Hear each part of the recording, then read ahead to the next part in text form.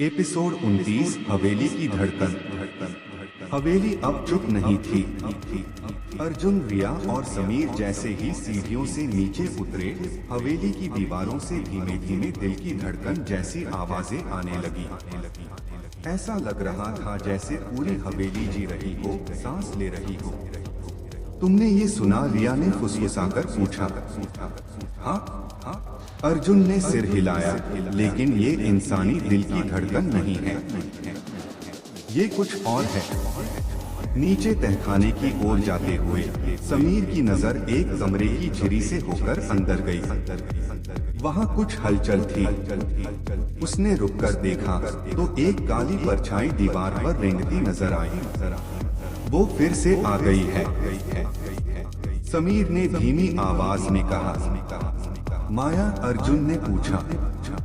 नहीं, ये कोई और है, शायद कोई जो यहाँ पहले से कैद है।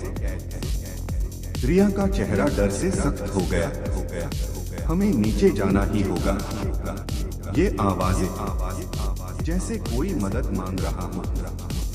हवेली का तहखाना पुरानी लकड़ी के एक विशाल द्वार से घिरा था। जैसे ही अर्जुन ने उसे छुआ, दरवाजे पर जड़ी हुई तांत्रिक आकृतियां चमकती थी। ये वही चिन्ह हैं जो हमें अवंतिकापुर की गुफा में मिले थे, अर्जुन ने चौंकते हुए कहा। रिया ने उस पर हाथ रखा। मतलब हवेली और प्राचीन राज्य के बीच कोई गहरा संबंध है। समीर ने धीरे से दरवाजा खोला। अंदर एक बड़ा सा कमरा था, जिसकी दीवारें किताबों से भरी थीं, लेकिन ये साधारण पुस्तकें नहीं थीं। हर एक किताब से काली धुंध उठ रही थी, और जैसे ही अर्जुन ने एक किताब निकाली, वह अपने आप खुल गई। उसमें लिखा था, जो समय से खेलते हैं, समय उन्हें खा जाता है। ये क्या बकवास है? समीर ने कहा, लेकिन तभी एक और किताब जोर से गिर पड़ी। अर्जुन, रिया की आवाज थरथराई। इस किताब में वैदेही और आर्यन का जिक्र है। अर्जुन ने वो किताब उठाई और पढ़ना शुरू किया। एक बार जो समय के भंवर में कैद हो जाए, वो लौटेगा भी तो अधूरा। उसकी आत्मा वही अटकी रहेगी। तभी अचानक सारी किताबें अपने आप खुलने लगी। कमरे में एक भयानक गूंज उठी, जैसे कोई बहुत पुरानी आत्मा रो रही हो। धड़कन तेज होती है। जैसे जैसे गूंज बढ़ती गई, हवेली की धड़कन तेज होने लगी। दीवारें कांपने लगी।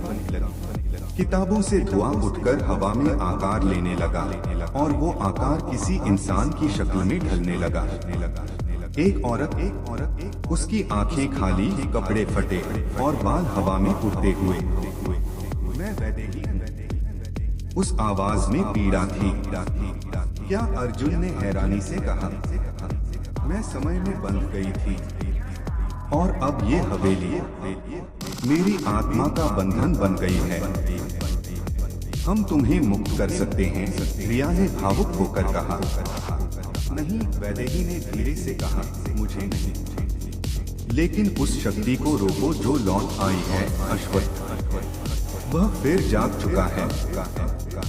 तीनों ने एक दूसरे की ओर देखा। हवेली अब सिर्फ एक इमारत नहीं रही थी, ये समय का कैदखाना बन चुकी थी। और उनकी राह अब और भी डरावनी हो चली थी। अगले एपिसोड में माया का रहस्य।